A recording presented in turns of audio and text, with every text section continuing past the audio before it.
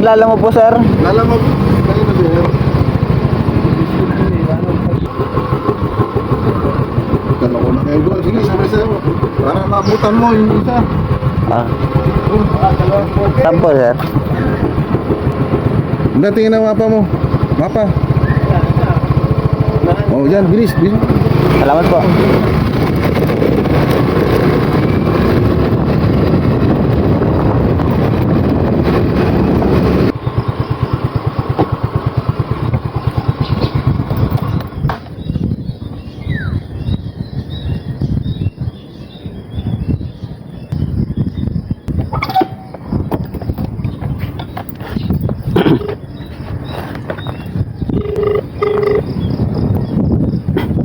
Hello? Ma'am, good morning po. Nandito na po ako.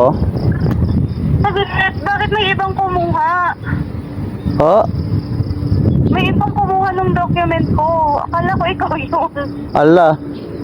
Nagpahit pa naman ako. Aray ko. Tapos yan ang nakalagay sa lalamove app ko. Kasi ano na ba yun? Ano ba yun? Ano yan, kuya? Ma'am, dito na po ako. Hindi ko po alam. Dito na po ako eh. Ay, napadala ko na. Kakaalis lang din. Kaya pala ibang number. Kaya siya yung nasa app, kuya. Yung Kim, akala ko nga ikaw tinanong ko, Rolly, hindi daw. Pero pagtingin ko sa app, iba yung pangalan. Sa kanya, nakabook. Ma'am, lahi pa ang pinanggalingan ko eh. Ay, sorry naman. Paano ba yun?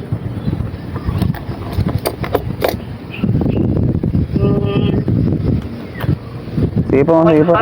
Ha? Po? Kaya naman ako ipapadala eh. Ha? Ay, pwede kong gawin. Sorry naman, kuya. Paano ba to? Ngayon lang nangyari sa akin naman to. Dalawa po ata pinok nyo eh. Hindi, isa lang. Yan lang nga. Tapos, hindi, ikaw kasi tumawag. Siya yata yung nag-confirm agad sa app.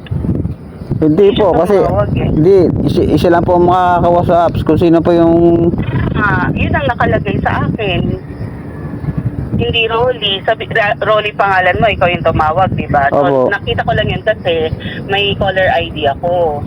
Pero yung sa app, pagtingin ko, ibang pangalan ng number. Kasi po ma'am, pag nakuha ko na po, hindi na makukuha ng iba yon. Ay, bakit nagkaganon? Paano ba yun? Sige po, wala po. Sorry. Sige po ma'am, thank you po. Sana ako.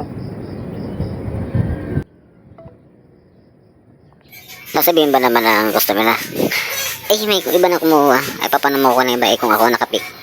At paano ko matatawagan yung member niya kung hindi ko nakuha yung book niya, di ba? Anong masasabi niyo guys?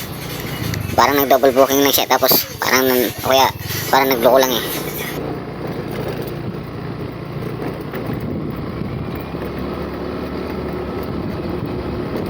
Ay, ewan ko talaga sa mga customer. Aray ko.